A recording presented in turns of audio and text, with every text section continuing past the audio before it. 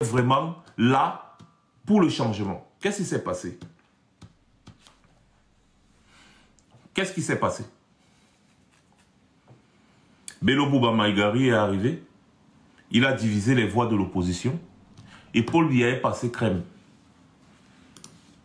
Hein? Je vais un peu vous donner encore les résultats. Que chacun... Je vais vous donner les résultats. Comme ça, chacun va de 1992 au Cameroun. Comme ça, chacun va bien... Vous voyez? Donc, les résultats officiels donnent 1 185 000 voix à Paul Biya et 1 066 000 voix à John Fundi. Donc, il y a approximativement 120 000 voix, n'est-ce pas, qui diffèrent entre John Fundi et Paul Biya. Donc, le troisième qui vient, c'est Bello Bouba Maïgari avec 500 000 voix. Les gars, le live est très signalé, c'est même devenu rouge. C'est même devenu rouge, finalement c'est devenu rouge. Donc, je ne sais pas, peut-être les 10 minutes qui suivent, il faut vraiment tapoter. Je crois que c'est peut-être 3 ou 4 personnes qui tapotent depuis là. Malheureusement, le live est signalé. Mais on va continuer. Donc, Bello Bouba Maïgari arrive en 3e position avec 500 000 voix. Tac! Et devinez quoi? Pendant que John Fundi est en train de réclamer sa victoire, Bello Bouba Maïgari reconnaît la victoire de Paul Biya.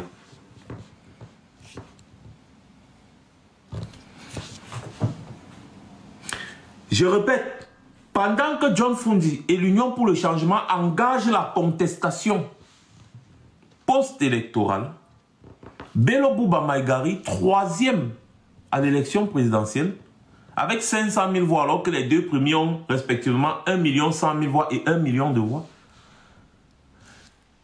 décide de ne pas s'allier à John Fundi, même après les résultats proclamés de la présidentielle, pour contester le pouvoir de Paul Biya. Il décide plutôt de reconnaître et de féliciter Paul Biya pour sa victoire, ce qui a penché la balance à la faveur de Paul Biya. Et ça a tué, n'est-ce pas, le moral des troupes. C'est à ce moment que même Fundi a dit que ça sert même encore à quoi? D'aller contester, tout. Ils ont fait ce qu'ils avaient à faire, puis c'est fini, et puis voilà. Paul Biya est finalement resté. Après, il y a eu des petits problèmes, il y a eu tellement de trucs, si bien qu'il y a eu une assise nationale qu'ils ont appelée, où c'était la tripartite, ou c'était de quoi, je ne sais plus trop. C'était ça la tripartite. Et puis, ils ont voté une nouvelle constitution et tout. Mais, comme d'habitude, Paul Biya les a roulés dans la farine. Parce que rien n'a été respecté dans cette constitution-là. C'est cette constitution de 97 qui disait que on devait seulement avoir 2 mandats. Pas plus que quelqu'un qui se présente à la présidentielle ne peut se présenter que 2 fois. C'est-à-dire que s'il fait un mandat, il fait le 2e et après il ne peut plus se présenter. Donc, ils ont décidé, n'est-ce pas, d'éliminer tout le temps que Paul Biya avait passé. Hein, et qu'il se représente. Et comme ça, en 2011, il ne pourra plus se représenter. S'il passe encore en 2004. Ils ont signé la nouvelle constitution. Sauf qu'en 2008, Paul Biya vient et il modifie la constitution, il saute le verrou sur la limitation des mandats, n'est-ce pas? Et puis, il continue lui son chemin. C'est-à-dire qu'il les avait floués pour que les gars arrêtent de contester. Donc, imaginez que Bello Bouba Maïgari, à l'époque, s'était allié à John Fundi. Ce qu'on parle de Paul Biya aujourd'hui au passé, et jusqu'aujourd'hui, tous les anciens ne comprennent toujours pas pourquoi est-ce que Bello Bouba Maïgari avait refusé de s'allier avec John Fundi. Ils ne comprennent toujours pas pourquoi Bello Bouba Maïgari, au lieu de s'allier avec John Fundi après la présidentielle pour contester et soutenir la victoire de John Fundi, il a décidé, n'est-ce pas, de reconnaître la victoire de Paul Biya. Donc, c'est très difficile aujourd'hui de faire confiance à ces hommes tant qu'ils n'ont pas fait réellement leurs preuves. Qui vous dit que ce ne sont pas des émissaires du RDPC dans le Grand Nord pour diviser les voix de l'opposition et après, à la fin, être les premiers à reconnaître la victoire de Paul Biya. Parce que si ces gars arrivent dans le Nord, ils prennent quelques voix, n'est-ce pas, dans le Nord, et à la fin de la présidentielle, ils reconnaissent la victoire de Paul Biya. Ça tue toute forme de contestation. Ça tue toute forme de contestation et c'est fini. Vous ne pouvez rien. Paul Biya a gagné, terminé. Donc, vraiment, quand nous on dit qu'on se méfie, c'est qu'on se méfie réellement. Encore que, lorsque tu interroges, n'est-ce pas, pour savoir pourquoi maintenant, pourquoi est-ce que c'est maintenant qu'ils décident de déposer leur candidature, c'est-à-dire du jour au lendemain, comme ça, claquement de doigts, ils n'ont pas préparé la présidentielle, ils n'ont rien fait, rien. Il y a encore de cela quelques mois, on demandait à Issa Tiromake, mais si Paul Biya se représente, tu as fait comme il dit qu'il n'a pas arrêté de soutenir Paul Biya. Et il ne va pas arrêter de soutenir Paul Biya. Que son soutien à Paul Biya ne souffre de rien. Mais aujourd'hui, il vient, il dit que non, bon, on a constaté que vraiment, je ne rencontre plus Paul Biya. Depuis, c'est monté, c'est descendu. Donc, ça veut dire que, en réalité, présenter sa candidature n'a pas été motivé, n'est-ce pas, par une envie réelle de diriger le Cameroun, mais plutôt c'était une circonstance, c'était les circonstances qui l'ont poussé à le faire. C'est-à-dire c'est les circonstances, il dit, bon, moi je ne rencontre plus Paul Biya depuis, et puis il y a beaucoup de flou là-bas à la présidence, comme ça, donc moi j'ai décidé de présenter ma candidature. D'ailleurs, c'est même ma base militante qui m'a demandé de le faire. C'est-à-dire que lui-même par conviction, il n'avait pas cette intention. Ouais, donc il y a tellement de trucs. Et puis une présidentielle, ça ne se prépare pas en 2 jours. C'est-à-dire qu'en 2024, début 2025, tu n'es pas sûr que tu vas aller à la présidentielle. Et puis c'est quand on convoque le corps électoral que tu décides d'aller à la présidentielle. À quel moment est-ce que tu as préparé la présidentielle? Autant de choses. Les gars continuent vraiment de mettre les cœurs parce que le live est rouge. Donc la restriction est là. Ils ont réussi à nous faire ça aujourd'hui. Mais c'est pas grave. Mettez vraiment les cœurs. Je pense que dans les 10 minutes qui suivent, si vous mettez massivement les cœurs, ça va redevenir vert. À quel moment est-ce que tu t'es préparé? Vous voyez?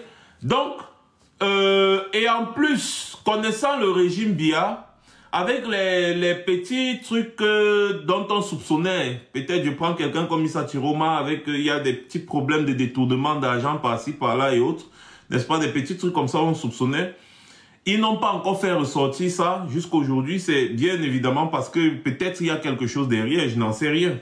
Vous n'allez pas me dire qu'ils ont peur d'un soulèvement dans le Nord, ça je ne pense pas. Parce que jusqu'à aujourd'hui, je vois toujours les gens du RDPC quand même dans certaines localités au nord, n'est-ce pas, des députés du RDPC et autres, je vois leurs histoires, leurs meetings et consorts, c'est quand même, n'est-ce pas, ils sont quand même avec des gens, donc ça veut dire que forcément le RDPC existe toujours au nord du Cameroun.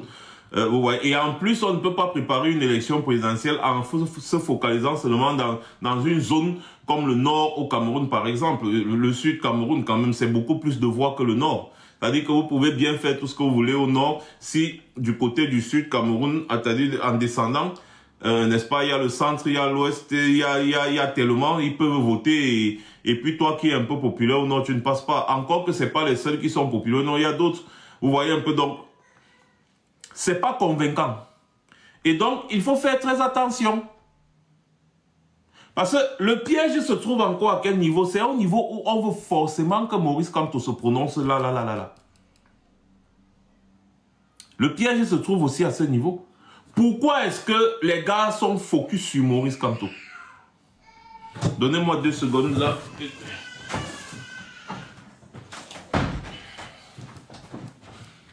Hein?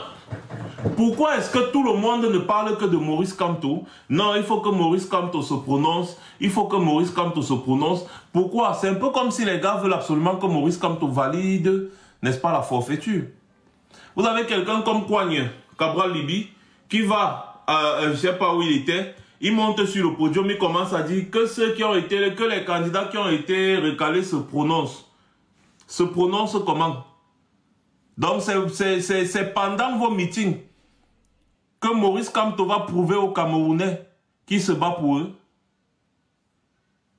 C'est-à-dire que non, il faut que Maurice Kamto se prononce, il faut que ceux qui ont été recalés se prononcent, il faut qu'ils se prononcent, qu'on sache s'ils sont pour le changement ou pas, parce qu'on voit d'autres qui ont décidé de soutenir Paul Biya. Donc, toi, vous preniez le dépôt de candidature de N'Djamène au sérieux.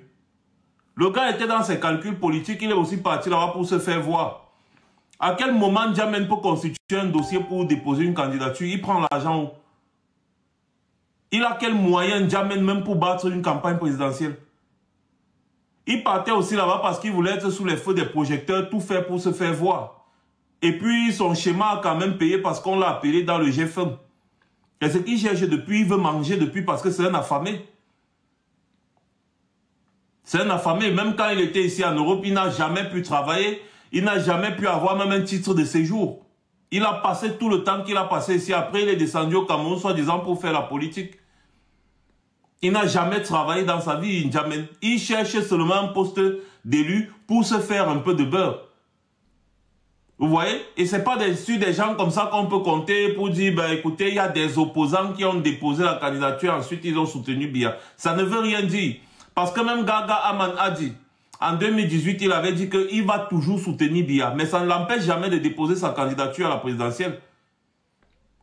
Donc, ce n'est pas vous qui allez prendre le micro pour dire, je vous prends à témoin. Vraiment, il faut que ceux qui ont été recalés se représentent. Non, c'est plutôt à vous d'avoir honte. Parce que vous tous, vous avez été témoins du banditisme d'État.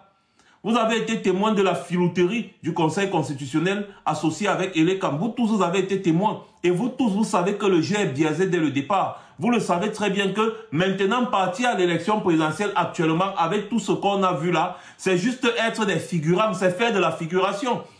Vous pensez être plus intelligent que des gens qui analysent la scène politique au Cameroun matin, midi, soir. Jouez votre jeu pour le jeu pour lequel on vous paye et fichez le camp aux gens. Laissez Maurice Kamto tranquille. Il ne vous doit absolument rien. On a manœuvré devant vous pour éliminer abusivement la candidature de Maurice Kamto. Personne d'entre vous n'a protesté. Personne d'entre vous n'a protesté. Alors, pourquoi vous demandez à Maurice Kamto de se prononcer? Il ne se prononce pas. Il ne se prononcera pas. Chaque Camerounais va faire face à son destin. Ne prenez pas Maurice Kamto comme votre directeur de conscience. C'est-à-dire que vous voulez absolument que Maurice Kamto se prononce pour l'enfoncer davantage. Parce que vous tous là, il n'y a personne qui est digne de confiance entre vous tous. Personne.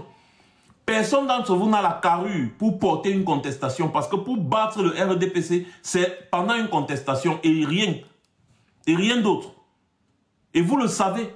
Vous savez que vous partez à une élection qui n'en est plus une parce que l'élection est finie depuis. Depuis qu'ils ont éliminé la candidature de Maurice Kamto, c'est fini. Les gens n'ont toujours pas compris le concept no Kamto, no election. C'était pour dire que si Maurice Kamto est éliminé, ce que vous appelez élection là n'est pas une élection, il n'y aura pas d'élection. C'est juste un accompagnement. Les gars là vont partir accompagner le RDPC pour légitimer sa position et rester tranquille. Vous voyez un peu? C'est ça le problème. Il y a eu des mensonges d'État. Il y a eu de la fraude, de la manipulation à ciel ouvert, des faux et usages de faux. Des faux documents sur lesquels on s'est basé pour éliminer abusivement la candidature de Maurice Kamto. Vous tous, vous avez vu. Vous avez vu. Vous tous. Qui d'entre vous a protesté? Dans un pays sérieux, vous aurez dit mais non. Le Conseil constitutionnel qui est censé être l'arbitre ne peut pas jouer à ce genre de jeu flou. Ça veut dire que l'élection présidentielle est déjà truquée dès le départ. C'est ça qu'on appelle le trucage pendant une élection parce que le processus électoral, je vous le rappelle, parce que vous semblez l'ignorer, commence dès la convocation du corps électoral. C'est à partir du moment où on convoque le corps électoral que le processus électoral commence. Et donc s'il y a des irrégularités pendant le processus dépôt de candidature, validation, excusez-moi, des candidatures et autres, c'est déjà de la fraude. Ça veut dire que l'élection est déjà entachée de fraude. La question maintenant qu'on va poser ici, c'est comment est-ce que vous voyez tout ça, mais vous décidez quand même d'aller à une élection? Ça veut dire que regardez tous les moyens qui se sont donnés pour éliminer un candidat. Imaginez les moyens qu'ils vont se donner pour déclarer Paul Biya vainqueur. Je répète, regardez tous les moyens qui se sont donnés, les centaines de millions, la falsification des documents officiels, l'État même s'est dédié, chose qu'on ne voit dans aucun pays, l'État ne se dédie pas. Mais dans ça, l'État s'est dédié. Ils ont décidé de revenir sur leurs paroles et de changer leurs paroles. Ils ont décidé de nommer le président d'un parti politique en violation de tous les textes de la République, de la Constitution, de la loi électorale, de la loi, tout. C'est Atangandi qui décide de qui est président d'un parti politique. Atangandi prend acte de qui est président d'un parti politique après que le parti politique ait déposé des documents dans son ministère en disant, après, n'est-ce pas, une réunion ou bien après un congrès extraordinaire ou ordinaire, nous avons voté tel comme candidat, comme président de notre parti. Donc, on vient seulement vous notifier de ce que voici le nouvel organe dirigeant de notre parti politique, c'est tout.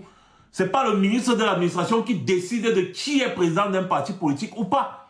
Donc, quand Atangandi vient vous dire que Yebga est président du Manidem depuis 2021, il est président du Manidem depuis 2021, il a été nommé par qui? Il a été élu par qui à la tête du Manidem? Parce qu'on est président au Manidem après une élection. Il a été élu par qui? Lors de quel congrès? Quand? Ça s'est passé comment? Où? Personne ne pose cette question, même pas le Conseil constitutionnel. Le Conseil constitutionnel allait se questionner que, mais quel est l'organe dirigeant d'un parti politique? Parce qu'il ne suffit pas seulement de dire je suis président d'un parti politique, il faut être reconnu par l'organe dirigeant du parti politique. Quel est donc l'organe dirigeant du Manidem qui reconnaît Yebga? On lui demande la liste de son bureau, il donne les noms, tous sont déjà morts, tous morts, tous morts. Le seul vivant qu'ils ont mis dans son bureau, n'est-ce pas, dit que non, c'est faux. Je parle de Mevo Jean Bénéfice qu'ils ont mis comme secrétaire général, il dit non, c'est faux. Il dit non, moi je ne suis... Yebga n'est pas président du Manidem. Malgré ça, non seulement ils ont inventé un principe qui n'existe ni dans la Constitution, ni dans la loi électorale. Le principe de pluralité d'investiture. Ça n'existe nulle part dans la loi. On parle de multitude, de multicandidatures, mais pas de pluralité d'investiture. Parce que pour dire pluralité d'investiture, il faut que l'organe dirigeant d'un parti politique signe plusieurs documents d'investiture. Vous voyez un peu? Parce que s'il y a plusieurs candidats au nom d'un parti politique, ce n'est pas une pluralité d'investiture, mais c'est une pluralité de candidatures. Et dans la loi, les mots ont un sens. Donc c'est une pluralité de candidatures parce que celui-ci estime que non, c'est moi qui dois être candidat, l'autre estime que c'est moi qui dois être candidat. Dans ce moment-là, le Conseil constitutionnel, qui est le juge des élections, va regarder la vérité. Il ne va pas se contenter de fermer le dossier et rejeter, non. Il va regarder, il va dire, ok, quel est l'organe qui est chargé de valider, n'est-ce pas, les candidatures dans les partis politiques? L'organe légal. C'est ce qu'il a fait pour le RDPC. Il y a eu une pluralité de candidatures au RDPC. Léon Teller Onana, élu du RDPC, a déposé sa candidature au nom du RDPC. Le RDPC a aussi déposé la candidature de Paul Biya. Et donc, l'organe qui était, n'est-ce pas, en charge, n'est-ce pas, de signer les investitures, est celle-là qui a signé l'investiture de Paul Biya. C'est pour ça que le Conseil constitutionnel a rejeté la candidature de Léon Teller Onana et a validé celle de Paul Biya. Pareil, au parti Univers d'Onkou-Vondo, pareil, c'était le même problème, il y avait une pluralité de candidatures, il y avait plusieurs candidats pour le compte de l'Univers. Le Conseil constitutionnel a regardé qui est l'organe légal, n'est-ce pas, qui est censé signer l'investiture. Et on a vu que c'est l'organe dirigé par Nkou-Vondo et c'est ce dossier qui est passé. Donc, dans le cas du Manidem, il devait aussi regarder la même chose. Oui, vous dites que Yebga est président depuis 2021. Qui porte Yebga à la tête du Manidem? Quel est l'organe censé signer les investitures au Manidem? Et si c'était la réalité que c'est Yebga qui est président du réel du Manidem, eh bien on devait valider la candidature de Yebga et recaler celle de Maurice Kamto. De toutes les façons, une des candidatures devait passer. Si on voulait respecter la loi. Et donc, comme je disais, ils ont invoqué le principe de pluralité d'investiture. Ce qui a complètement faussé tout le dossier parce que la pluralité d'investiture n'existe pas. Donc, sur la base de quoi est-ce que le droit sera dit si la pluralité d'investiture déjà n'existe pas, si le motif au départ n'existe pas. Et c'était quelque chose de bien pensé, parce que c'est sur ça que le Conseil constitutionnel s'est basé pour dire rejeter.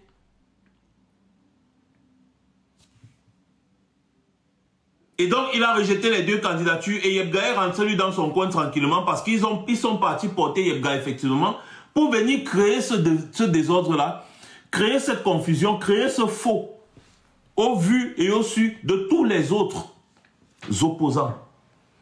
Certes, les Issa Tiroma ont dénoncé cette manigance, mais acceptent quand même de participer à une élection qui est organisée par ces mêmes gens qui ont fait des manigances pour éliminer la candidature d'un de leurs concurrents. À quel moment est-ce que vous pensez que ces gens ne vont pas toujours organiser des manigances pour faire passer, n'est-ce pas, la candidature du RDPC et le proclamer vainqueur de l'élection présidentielle? Quand on sait que le président du Conseil constitutionnel a été nommé par Paul Biya, il était déjà à la retraite, il dormait chez lui tranquillement, il fumait sa pipe, il était en train de voir ses jours finis. Paul Biya l'a rappelé, il l'a nommé président du Conseil constitutionnel. Et quand on sait que le Conseil constitutionnel en lui-même est nommé à 100% par le RDPC, parce que le Conseil constitutionnel est nommé par l'Assemblée nationale, le Sénat, le président de la République.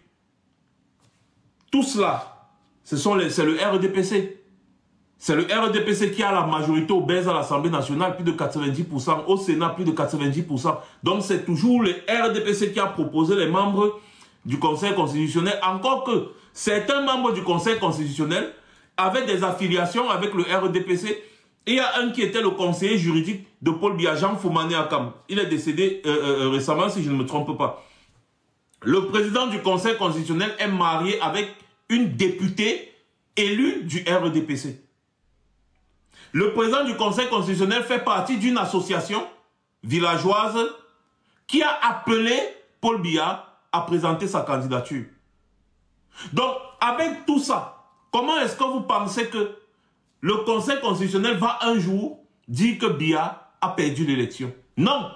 Elekam, pareil. Les affiliations entre Elekam et le RDPC sont connues de tous.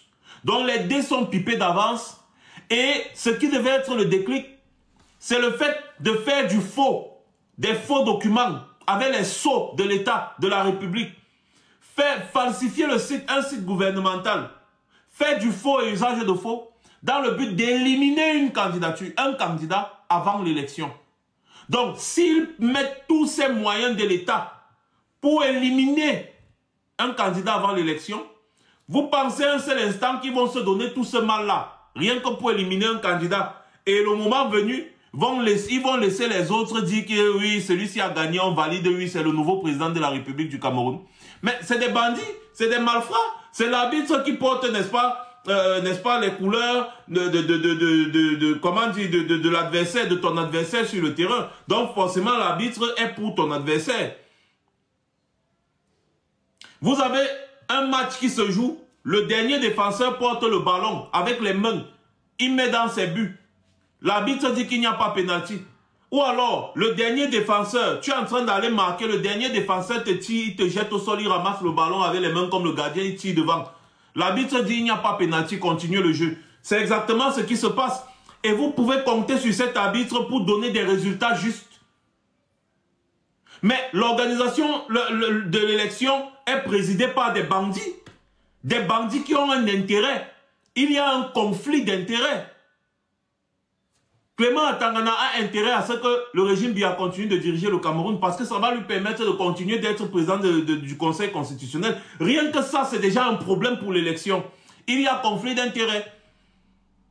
C'est pour ça qu'ils se sont battus pour éliminer Kamto. Parce que Kamto est l'homme populaire, celui qui peut tousser et le peuple se verse dans les rues. Celui qui a les couilles, les mimbang, c'est Kamto. Maintenant, les autres là, qui d'entre eux est capable de lever le peuple dans la rue pour contester en cas de vol?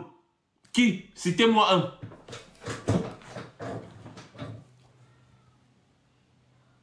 Parce que demain, quand le Conseil constitutionnel va dire bon, Paul Biya a gagné, les gars vont commencer à pleurer. C'est les Camerounais du Cameroun qui vont leur dire non, non, non, non, non, non, non, ne pleurez pas parce que vous saviez que c'est ce qui allait se passer.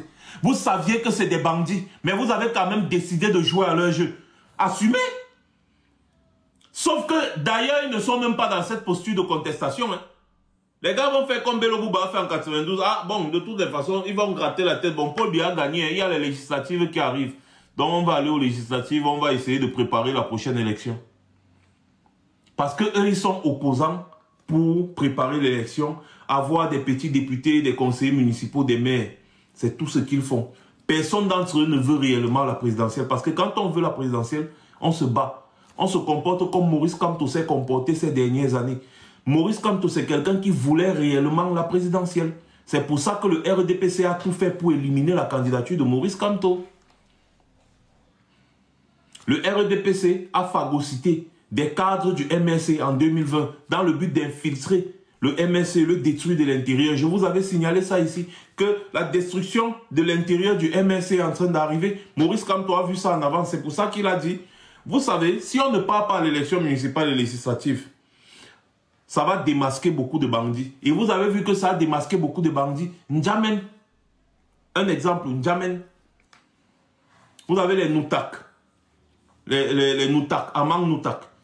Ils sont nombreux. Hein. Vous avez les Salomon Béas. Salomon Béas, on a cotisé de l'argent ici, là, pour aider ce gars quand il était enfermé. Aujourd'hui, il nous insulte. Les Ndoki, tout cela. Hein? Vous voyez que les gars n'ont pas supporté de ne pas avoir participé à une élection qui était biaisée d'avance. Parce que si le MRC partait à cette élection, Maurice Kamto allait être vu par le peuple camerounais comme étant un opposant de plus. Tout simplement. Comme étant un opposant de plus. Et en plus, en 2020, Maurice Kamto avait posé des problèmes sur la table que une élection de proximité comme ça, on ne peut pas y aller sans d'abord parler du problème de la crise anglophone. Parce que l'élection de proximité est différente de l'élection nationale qui est la présidentielle.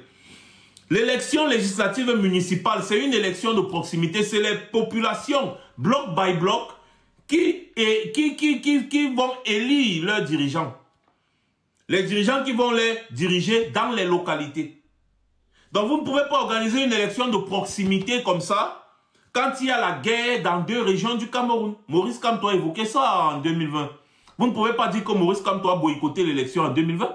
Maurice Kamto a dit, pour que je participe à cette élection, il faut déjà que la crise anglophone soit résolue. C'est mauvais.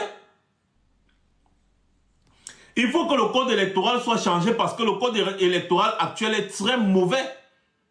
C'est très mauvais. Il faut qu'on donne la possibilité aux partis politiques qui ont leur PV de faire valoir leur PV. Le code électoral actuel dit que seuls les PV de l'ECAM font foi en cas de conflit. C'est pas normal, c'est pas sérieux. Parce qu'il y a une commission nationale de recensement des votes. Parce que les gens ne savent pas comment ça se passe. Les gens vont se balader bureau par bureau de vote pour prendre tous les PV. Et aller faire ce qu'ils appellent le recomptage. C'est là-bas dans ces officines-là qu'ils fabriquent les résultats. Hein? Maurice Kamto demande de changer le code électoral pour permettre à tous ceux qui participent à l'élection d'avoir un poids dans cette élection. Ils ont refusé. Et vous dites que Maurice Kamto a boycotté. Non, Maurice Kamto a dit que comme ça se passe dans des républiques, je vous prends l'exemple en France aujourd'hui. C'est la loi française qui donne la possibilité à l'Assemblée nationale de faire destituer le président, de faire destituer le premier ministre et tout son gouvernement. Ce qui s'est passé hier à l'Assemblée nationale française. Il s'appelle quoi? C'est François Bayrou, le premier ministre actuel, a été démis de ses fonctions. Donc, il est censé déposer, n'est-ce pas, sa démission auprès du président de la République et de tout son gouvernement. Et après cet acte-ci, même le président de la République française risque de démissionner. Parce que l'Assemblée nationale hier a voté contre le gouvernement, n'est-ce pas? Je ne sais plus comment ils appellent cette loi-là. Mais c'est ça, c'est comme il faut donner le réel pouvoir aux élus de proximité. Au Cameroun, les députés, là, ils ont quel pouvoir? Les conseils municipaux, les maires, ils ont quel pouvoir? Oui, c'est François Bayrou, merci Pagnol. Ils ont quel pouvoir? Vous voyez? Et donc, Maurice Kamto a demandé de changer ça. Maurice Kamto voulait effectivement que, au moins, le code électoral, n'est-ce pas, donne un réel pouvoir à ceux qui veulent participer à l'élection présidentielle. Donc, voilà la réalité. Voilà la réalité. Et donc, quand ils ont vu que Maurice Kamto pose les réels problèmes, ils ont tout fait de ne pas changer le code électoral. Et Maurice Kamto a dit non, on n'y va pas. il y a la guerre dans notre pays, 2 régions sont déchirées par la guerre et vous voulez organiser des élections de proximité? Non. L'élection présidentielle, encore, ça peut se comprendre, c'est une élection nationale. Quand il y a la guerre dans une zone, on peut délocaliser le bureau de vote, on met quelque part où c'est bien sécurisé, les gens vont voter là-bas, et après le nouveau président peut venir résoudre les problèmes. Mais les élections de proximité, c'est quelque chose, n'est-ce pas, qui se passe, comme on dit, de proximité. Il a posé ces conditions dans un pays sérieux. Maurice Kamto, on aurait regardé quand même que oui, bon, si le code électoral est contesté par l'opposition, donc il faut essayer de voir ce qui ne va pas. Il a même proposé, ils ont travaillé, Maurice Kamto, avec Ndamjoya et Kouagne, même si Kouagne est venu à une seule réunion et puis il n'est plus venu, mais il est quand même venu à une seule réunion. Et d'autres, les gens, Michel Nutier, d'autres opposants, pour proposer un code électoral, chose qui a été balayée du revers de la main, du jamais vu. L'opposition s'assoit pour proposer un code électoral qui va arranger tout le monde. Les gars balayent ça du revers de la main. Mais Maurice Kamto a encore eu donc vent, comme je disais, des infiltrés qui étaient dans le MLC, qui avaient pour but d'être élus dans le MLC et ensuite de créer un conflit interne, n'est-ce pas, pour diviser, sectionner le MLC comme ils ont sectionné l'UPC. C'était le même processus. Sectionner le MLC comme ils ont sectionné l'UPC. Et donc Maurice Kamto a vu tout ça. Parce que c'est quelqu'un qui vit la politique camerounaise depuis. Quelqu'un qui vous dit qu'on a assassiné Ernest Ouandjé devant lui. Il suit la politique camerounaise depuis et c'est un intellectuel, c'est quelqu'un qui connaît comment les régimes fonctionnent. Au Cameroun, s'il y a un homme qui connaît très bien le sang qu'a le son du RDPC, c'est Maurice Kamto. Et en plus, il a un de ses conseillers spéciaux qui est Albin Zongan, qui était dans le RDPC à l'époque et qui avait participé à des organisations de fraude. Il ne le nie pas, il le dit tout le temps. Il s'est repenti. Et donc, Albert Zongan connaît comment le RDPC fonctionne pour frauder. Et c'est Albert Zongan qui a aidé Maurice Kamto à éviter tous ces pièges-là. Le RDPC a continué dans le banditisme et a quand même organisé l'élection municipale et législative. Maurice Kamto a dit on n'y va pas. Parce que dans des pays sérieux, le boycott par un parti politique, bien évidemment, est un langage politique. Et boycotter l'élection là ne l'empêchait en rien de participer à la présidentielle à venir. Pourquoi? Parce que selon le calendrier électoral du Cameroun, les élections législatives et municipales étaient programmées en février 2025. Donc, si boycott 2020, février 2025, il va à l'élection législative et municipale pour préparer la présidentielle, par exemple. Ça, c'est un point. Et donc, ce n'est pas Maurice Kamto qui a demandé à Paul Biya de proroger le mandat des députés pour ne pas organiser une élection et que le MLC participe. Donc, les gens ne peuvent pas violer la loi et vous accuser Maurice Kamto. Ce n'est pas normal de violer la loi.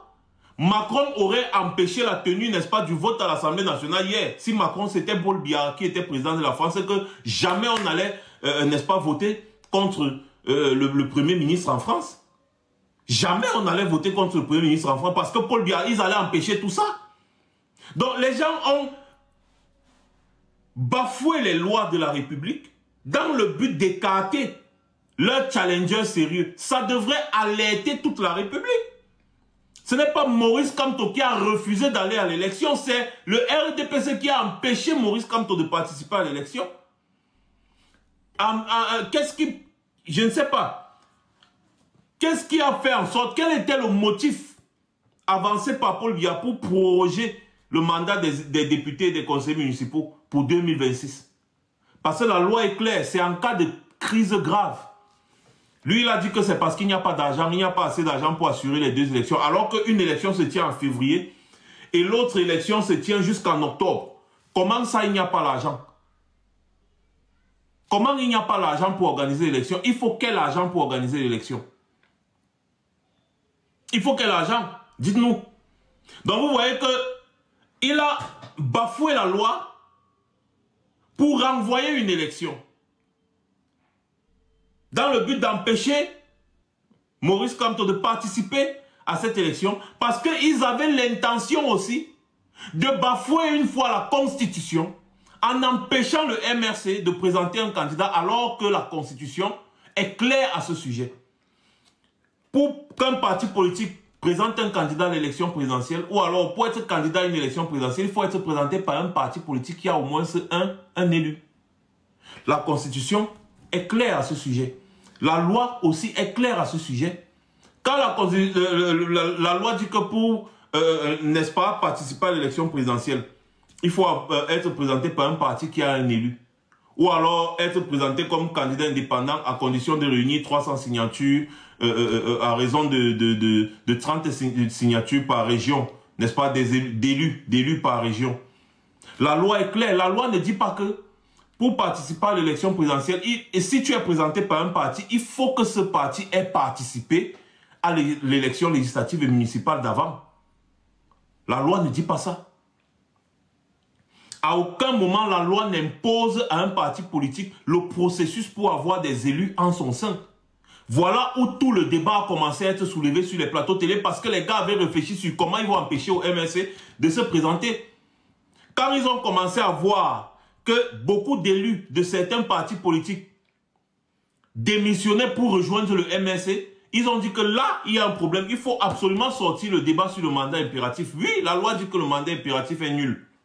Ça veut dire que le député qui a été élu sous la bannière d'un parti politique peut démissionner de ce parti politique-là et rejoindre un autre parti politique ou alors créer un autre parti politique. Il sera toujours député. Et à ce moment-là, il va représenter son nouveau parti politique.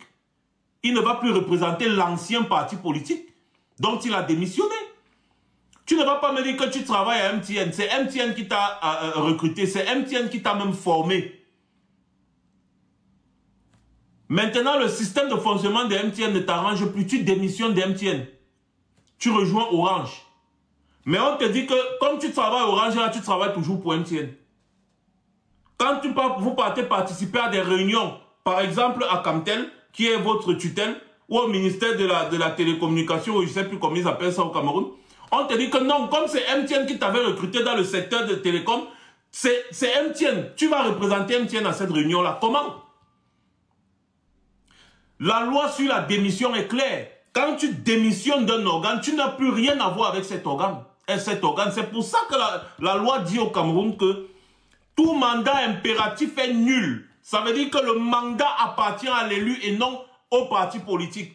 L'élu peut se balader comme une baye amselam avec son mandat partout, il se balade, il part.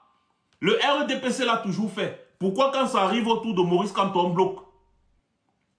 Donc, les élus qui ont démissionné des partis politiques pour rejoindre le MSC sont désormais des représentants du MSC dans toutes les collectivités territoriales décentralisées et même à l'Assemblée nationale. Parce qu'ils sont des élus du peuple et que tout mandat impératif est nul. Quand ils ont vu ça, que la stratégie de Maurice Kamto était en train de fonctionner, ils ont commencé à dire non, le mandat impératif, ce n'est pas ça. Ça ne veut pas dire ça. Il fallait donc écouter les explications. Ni tête ni queue. Dans le but d'empêcher Maurice Kamto de se représenter avec le MSC. Maurice Kamto étant quelqu'un qui parle toujours de paix, a dit ok, ils disent que le seul moyen pour moi, c'est de me présenter avec un parti politique qui a participé à l'élection avant d'avoir son élu. En violation de la loi, hein, mais je vais quand même faire comme ils disent. Il est donc parti, il a trouvé le parti politique qui a accepté de porter sa candidature. Un parti politique, le Manidem. Il va déposer avec le Manidem. Les gars partent créer un autre problème. Les gars partent créer un soi-disant président du Manidem. Ils partent créer des faux documents. Ils partent falsifier un site gouvernemental dans le but d'éliminer la candidature de Maurice Kamto. Tout ça s'est passé devant vos yeux. Tout ça. Vous ne pouvez pas accuser Maurice Kamto que oui, bon, il n'a pas participé à l'élection législative et machin. Non, même si Maurice Kamto participait à cette élection législative en 2020 là, ils allaient créer un problème pour empêcher la candidature de Maurice Kamto parce que Maurice Kamto était réellement, mais alors réellement, quelqu'un de sérieux dans sa volonté de briguer à la présidentielle. C'est ça. Et n'oubliez pas ce que je vous dis tous les jours. Maurice Kamto, s'il avait participé à cette élection en 2020, il aurait perdu la confiance du peuple camerounais. Et c'est pour ça que les gens même qui se sont plaints même là, que ouais, pourquoi Maurice Kamto n'a pas participé? C'est le RDPC, jusqu'aujourd'hui, qui se plaint du fait que Maurice Kamto n'a pas participé à l'élection de 2020. C'est même pas le RDPC. Donc, l'adversaire utilise ces stratégies, ça vous énerve. Si ça vous énerve, ça veut dire qu'il a utilisé des bonnes stratégies. Donc, si vous acceptez d'être dirigé par le faux, c'est votre problème. Parce que c'est effectivement ce qui se passe. Si vous acceptez d'être dirigé par le faux, ça c'est votre problème. Parce que si vous avez le Conseil constitutionnel qui est un organe de faux, mais les gars, je suis désolé, hein, je suis désolé. Aucune loi ne sera respectée au Cameroun. Parce que c'est la loi du plus fort. Quelqu'un peut te faire ce qu'il veut, vous arriver en justice. Rien ne lui arrive. Parce que c'est exactement ce que vous acceptez. Les gars, vous ne mettez pas assez de cœur aujourd'hui. Je ne comprends pas. C'est quoi le problème? C'est quoi le problème? Pourquoi vous me faites ça? Aujourd'hui, là.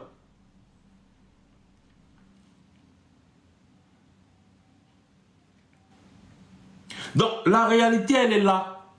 Devant vous. Devant vos yeux. Ces gens que vous demandez à Maurice Kamto de soutenir, là, personne d'entre eux n'a réellement apporté son soutien à Maurice Kamto pendant qu'il subissait tout ça. D'autres ont même participé. D'autres se sont réjouis. Donc, ce n'est pas vous qui allez venir aujourd'hui tendre le piège à Maurice Kamto. Je suis désolé. Maurice Kamto est trop intelligent pour tomber dans vos petits pièges. Laissez Maurice Kamto tranquille. Il est le dirigeant d'un petit parti politique de Bamileke qui ne représente rien. Pourquoi vous tous, vos noms dans son nom dans vos bouches tous les jours? Il doit, Maurice Kamto, il doit se prononcer. Il doit se prononcer, il doit soutenir, il doit être le directeur de campagne de tel, il doit être le directeur de campagne de tel. Vous êtes des médiocres et vous voulez que l'excellent soit votre directeur de campagne. Comment? Vous voyez? C'est-à-dire quand un pays est dirigé par des médiocres, ils veulent toujours rabaisser ceux qui sont excellents. Maurice Kamto, le directeur de campagne de Kouagné. Dans quel monde? Dans quel monde? Vous voulez qu'il sorte les yeux? Dans quel monde?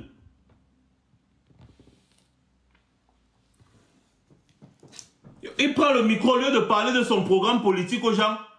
Il dit il faut que les gens se prononcent. Ils doivent se prononcer. C'est toi qui vas demander à Maurice Kamto de se prononcer, que les Camerounais ne connaissent pas la position de Maurice Kamto vis-à-vis du changement. Tu fais une interview, tu dis que tu n'as pas besoin de coalition pour battre Biya. Mais pourquoi tu vas encore demander aux gens de se prononcer? Va battre Biya, non? What tu lui dis? Tu dis que tu n'as pas besoin de coalition pour battre. Mais va donc battre Biya. Maurice Kamto ne se prononce pas. Sachez-le. Parce que tous vos pièges là, nous on a vu ça. Tant que vous n'avez pas fait vos preuves, et vous avez suivi ce que le faux Sokudjou a dit, le roi Sokudjou. Quand moi, Max, je parle, vous croyez que je suis un enfant. Je ne suis pas un enfant. Je vous ai toujours dit qu'en matière d'analyse de la situation politique au Cameroun, je suis parmi les meilleurs. Je dis bien, en matière d'analyse politique, d'analyse sur la situation politique au Cameroun, je suis parmi les meilleurs. Vous avez écouté ce que le roi Sokudjou a dit? Ce n'est pas exactement ce qu'on dit ici depuis. Ce n'est pas exactement ce qu'on dit ici depuis. Allez vous réunir, sortez un candidat. On va vous soutenir. Ce n'est pas ça que Sokudjou a dit. Mamadou Mota, qu'est-ce qu'il a publié? Qu'est-ce que le MRC aussi? Quelle est la position du MRC? Ce n'est pas la même chose. Sortez un candidat de coalition, on va soutenir. Ce n'est pas ce que je vous dis ici depuis. Et je vous avais dit que ce sera la même position de Maurice Kamto, parce qu'à ce moment-là, il n'y a plus de choix. Il n'y a même pas de risque de se tromper à ce moment-là.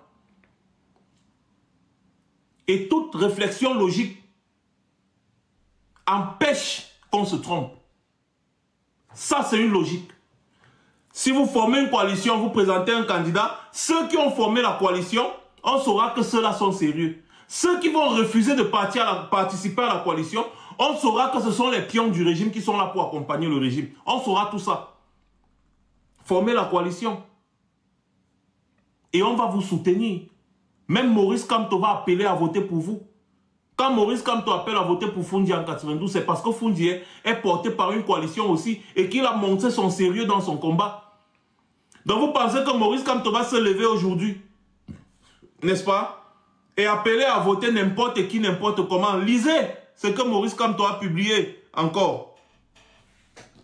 Il ne suffit pas que le ciel soit clair pour qu'on annonce qu'il n'y aura pas d'orage. Il faut savoir scruter l'horizon pour voir les nuages qui se forment. C'est là, c'est écrit. Les poussins qui marchent, picorent, courent pour boire dans la cour ne savent pas le danger que représente l'épervier. Mais la mère poule le sait. Vous avez compris, non? Qui est la mère poule ici? Qui est la mère poule ici? Vous ne voulez pas répondre en commentaire. Vous êtes, c'est quoi? Vous êtes où? Il y en a qui sont au travail, il y en a où c'est comment? Mettez les cœurs là-bas.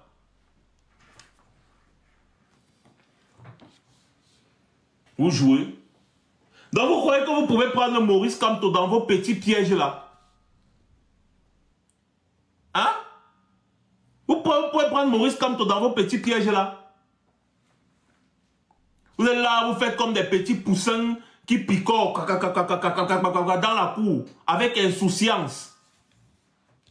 Maurice Kamto est la mère poule ici. Ah oui? Les poussins qui marchent, picorent, courent pour boire dans la cour ne savent pas le danger que représente l'épervier. Mais la mère poule le sait. Vous jouez avec Maurice Kamto, vous tendez les pièges, vous faites les choses, il vous regarde. Pendant que vous tendez les pièges, lui aussi tend son piège. Parce qu'il faut voir ces messages dans deux faces. Vous tendez les pièges. Lui aussi tend son piège. Et il est prudent. Et il est très prudent.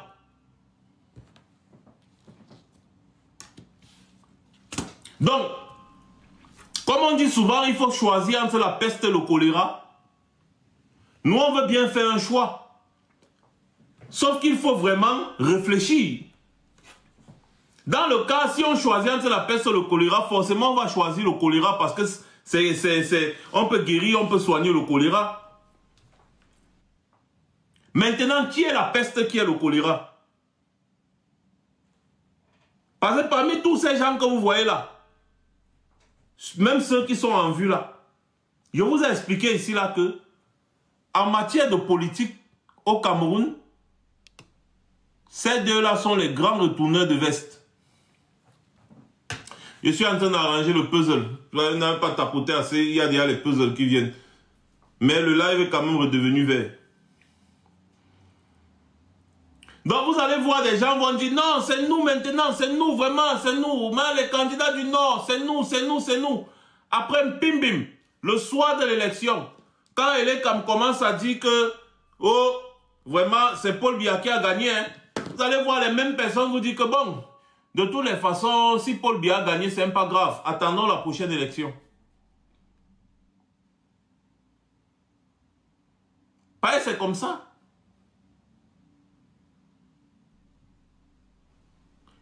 Et c'est exactement comme ça que Bello Bouba a tué la contestation en 92.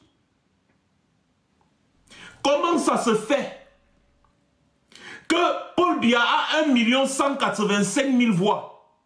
John Fundi a 1 066 000 voix. Donc il y a 120 000 voix de différence. Bello Bouba Maïgari vient en 3e position avec 500 000 voix. Et il refuse de soutenir John Fundi.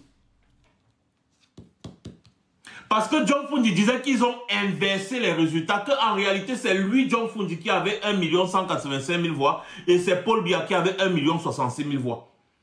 Bello Bouba étant un opposant, il devait savoir que si j'apporte le soutien à Fundi ici, la contestation là va faire tomber le RDPC.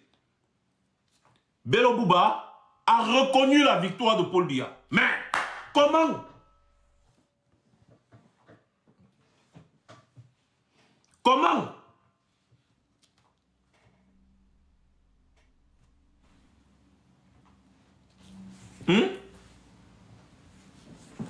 Et vous allez remarquer qu'il y a des gens comme les Jean-Jacques Ekindi, Adamou Ndamjoya, Si les deux là avaient apporté leur soutien à Fundi à l'époque, Fundi devait être devant Biya. Parce que Adamou Damdjoye avait 107 000 voix et Jean-Jacques Ekindi avait 123 000 voix. Donc les deux faisaient 130 000 voix. Si on ajoutait les 130 000 voix là sur les 166 000 voix, n'est-ce pas, de Fundi, ça faisait plus de 185 000 voix. Et donc Fundi devait être premier toujours. Les gars ont refusé. Donc vous voyez qu'ils ont refusé à l'époque Bello Bouba, qui était aussi un poids à l'époque parce qu'il a travaillé sous Aïdjo, il a travaillé avec Paul Biya, il a travaillé sous Paul Biya, il était je crois le premier ministre de Paul Biya si je ne me trompe pas. Donc Bello Bouba avait un poids au nord. Et il est donc parti au nord pour diviser les voix de l'opposition. Il a porté 500 000 voix qui devaient forcément revenir à Fundi. Si il avait accepté de s'allier à Fundi à l'époque, les deux seulement allaient battre Paul Biya à plat couture. À plat couture. Bello Bouba a refusé. C'est quoi? C'est 35 ans plus tard. Ou 33 ans, je ne sais plus. Plus tard. Ou 30, je ne sais pas combien d'années plus tard qu'il va accepter. Hein? Ils sont partis voir. Lui, Bello Bouba, il est parti voir le roi Sokoudjou. Le roi Sokoudjou lui a dit que mon cher, moi je vous bénis tous, hein. Mais pour que je donne la vraie bénédiction à un candidat, il faut d'abord que vous alliez faire une coalition. Les erreurs que vous avez commises en 92, là, ne répétez pas la même erreur. Et c'est la même erreur qui est en train d'être répétée. Et c'est la suite logique des choses. Si vous ne faites pas de coalition, on ne verra pas de sérieux. Et moi également aussi, je m'abstiens de dire que je vais soutenir X ou Y. Je m'abstiendrai. Si vous ne faites pas une coalition et qu'on voit que vous êtes sérieux dans votre démarche, là au moins on pourra dire que bon, ici quand même les gars, ils veulent vraiment le renversement. À ce moment-là, sans risque de nous tromper, on va dire ok, on vous porte. Mais si vous allez individuellement chacun, et que par exemple Issa Thiro m'a dit que c'est lui qui a gagné, après tu entends derrière non, Bello Bouba dit non, c'est moi qui ai gagné. Après, tu entends derrière, Kouagne dit non, c'est moi qui ai gagné. Le peuple camerounais va sortir dans les rues pour qui?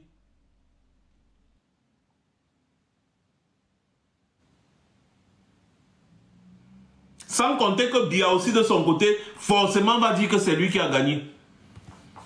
À ce moment-là, le peuple camerounais va sortir dans les rues pour qui? Est-ce que si Thiro m'a dit que c'est lui qui a gagné, les militants de Bello Bouba vont le soutenir ou alors les militants de Kouagne vont le soutenir? Si déjà vous n'arrivez pas à vous mettre ensemble avant de participer au scrutin, c'est après le scrutin que tes autres adversaires vont t'aider à se battre pour ta victoire. Donc tes autres adversaires vont envoyer leurs militants dans les rues, faire face au régime RDPC pour que toi, tu sois président. Mais quand il fallait se mettre ensemble pour porter une coalition, les gars ont refusé. C'est au moment du danger que les gars vont se verser pour toi. Déjà, Kouagne, déjà de 1, ce n'est pas quelqu'un qui peut appeler à une contestation. Donc celui-là, il faut y oublier. Qui va appeler à la contestation? Tiroma, Bello Bouba, Damdjoya, qui? Je ne cite pas les autres parce qu'ils sont inexistants déjà même d'abord. Je ne parle pas de Oshi parce que celui-là, il n'est même pas capable de faire peur à une mouche. C'est-à-dire que vous voyez Joshua Oshi se lever comme ça et dire que j'ai gagné, allons contester. En 2018, pendant que Maurice Kamto était en train de réclamer, revendiquer sa victoire, Joshua Oshi lui vient dire que non, il faut annuler toute l'élection. Et Joshua Oshi, on avait dit qu'il a eu 3%. Ça lui coûtait quoi de dire à Maurice Kamto que gars, mettons-nous ensemble pour revendiquer ta victoire. Mais les gars là me donnent 3%, c'est quelle souillure. Comme toi tu as eu 14, comme tu commences à revendiquer là, non, le SDF t'apporte son soutien.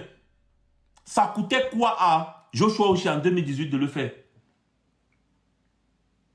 Ça coûtait quoi à Kouagne de dire que bon, président Kamto, vraiment, je vois que tu as été très populaire, tu nous as tous battus. Parce que quoi, Kamto les a tous battus, tous, à la présidentielle en 2018, tous. Le résultat que le RDPC a donné à Maurice Kamto dépassait largement tout le reste de l'opposition. réunis. C'est-à-dire que si tu compilais les pourcentages de voix de Kouagne, de Cabral Libby, du SDF et de tous ceux qui ont participé à l'élection, Maurice Kamto les a battus de très loin. Donc, ça leur a coûté quoi de venir dire que bon, même seulement Joshua Oshi le 4e et Cabral Libby le 3e, que bon, Maurice Kamto, c'est lui qui a gagné. On soutient ça. Non, c'est plutôt eux qui ont combattu. C'est eux qui ont combattu Maurice Kamto. C'est-à-dire qu'ils n'ont pas combattu le RDPC. Non. Ils ont combattu Maurice Kamto. Les militants de Cabral Libby arrêtaient les marcheurs du MNC pour remettre à la police à Douala. Joshua Oshi, lui, il vient au Conseil constitutionnel. Il dit que tout ce que Maurice Kamto dit là est faux. Il faut annuler toute l'élection. Les gars sèment la confusion. Ils créent la confusion. Ils mettent des bâtons dans les roues. Pendant qu'un parti politique est en train de revendiquer sa victoire, c'est un moment spécial.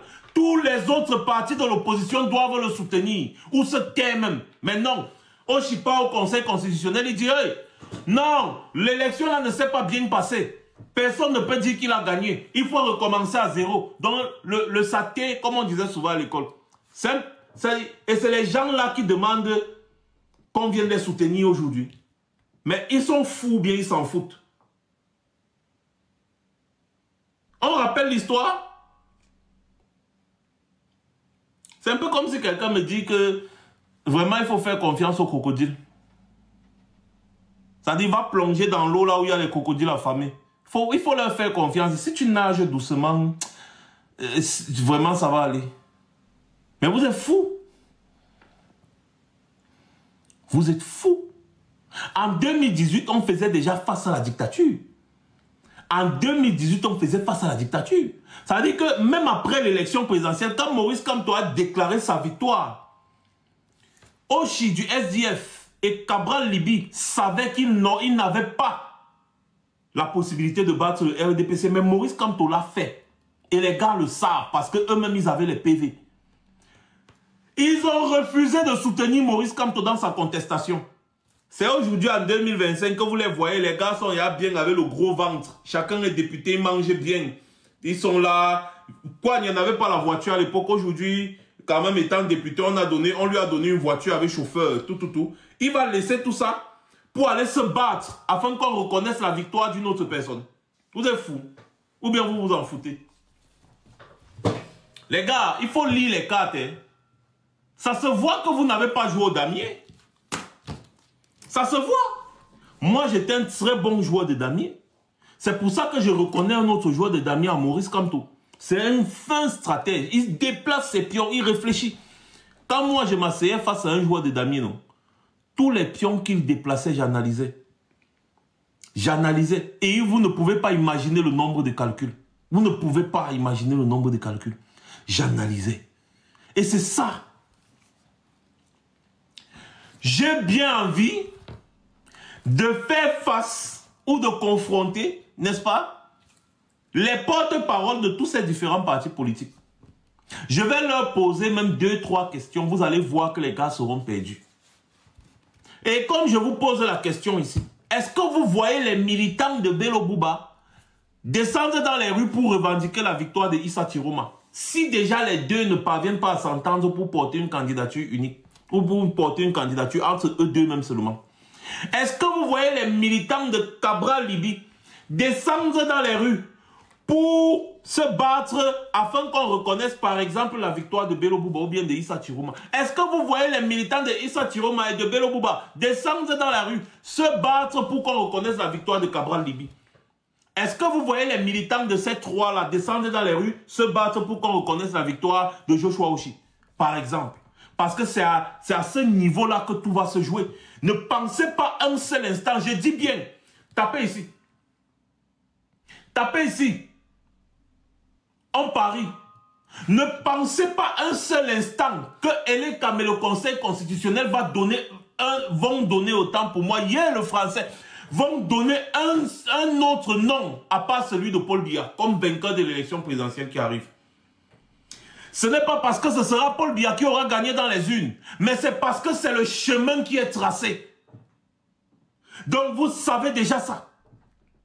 Vous n'allez pas prétendre que je suis plus intelligent que vous. Vous savez que le Conseil constitutionnel et Elekam vont donner un seul nom, celui de Paul Biya. Donc, tout ne se joue pas à ce niveau. Ça se joue au moment de la contestation. Tu peux gagner aux urnes. Mais reconnaître ta victoire, c'est autre chose. C'est ce qui est arrivé à Maurice Kamto en 2018. Il a gagné aux urnes. Mais sa victoire n'a pas été reconnue, elle a été volée. C'est pour ça qu'on parlait de hold-up électoral. Et c'est ce qui va encore se passer en 2025. Vous irez aux urnes. Mais vous-même, vous savez que quels que soient les résultats des urnes, et les CAM et le Conseil constitutionnel vont déclarer Paul Biya vainqueur de l'élection. Et c'est à ce moment-là que les problèmes commencent. Qui d'entre vous va pouvoir lancer le mouvement de contestation, accepter de risquer la prison? C'est là qu'on voit un vrai leader politique. Accepter de risquer la prison. Qui d'entre vous va le faire? Est-ce que les autres vont vous accompagner? Quand déjà, vous n'arrivez pas à vous entendre dans des moments comme celui-ci. C'est après l'élection, comme les Camerounais sont jaloux là. Tu vas entendre l'autre s'asseoir dans sa base et dire que celui-là dit qu'il a gagné, donc il se bat donc pour sa victoire. Pourquoi nous on va aller dans les rues pour lui? Nous on ne part pas dans les rues pour lui. Parce que c'est ça. C'est pas le Cameroun. Non, c'est eux. Nous on ne part pas dans les rues pour lui, mon frère. S'il dit qu'il a gagné, même s'ils ont les PV et qu'ils savent que c'est toi qui as gagné, c'est ce qui s'est passé en 2018. Les gars vont dire, il dit qu'il a gagné, non? Mon frère, qui se battent avec ces militants, c'est eux qui veulent le pouvoir. Donc, nous, on attend l'élection législative. Parce que eux, là, tous ces gens-là partent pour l'élection législative et municipale. Personne d'entre eux n'est sérieux dans la présidentielle. Ils font juste